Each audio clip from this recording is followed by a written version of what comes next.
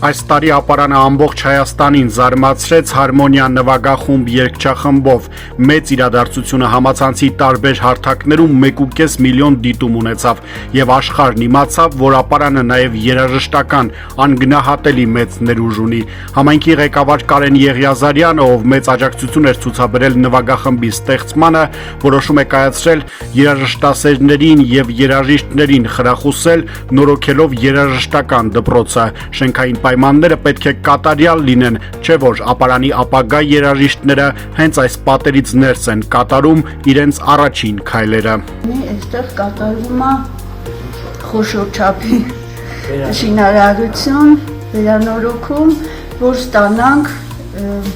բարձր չափանիշներով երաժշտական դպրոց։ Եվ ինձ թվում է ամեն ինչը ստացվում է եւ շնորհակալ ենք։ Ապարանի երաժշտական դպրոցը 200 սան ունի, ընդլայնվելու հնարավորություն եւս ապագա երաժիշտներին սովորեցնում են նվագել բոլոր գործիքները, վոկալ եւս, հատկապես մեծ ուշադրություն է դարձվում ազգային գործիքներին։ Համայնքի ղեկավարը վստահ է, որքան բարենորոգ լինեն պայմանները, այնքան ավելի արդյունավետ կանցնեն դասերը։ Ամեն ներքին բոլոր հատարանքներով շատ շնորհակալ ենք իսկապես, որտեղ երբևիցե այս տիպի խոշոր ներդրում չէր եղել, որ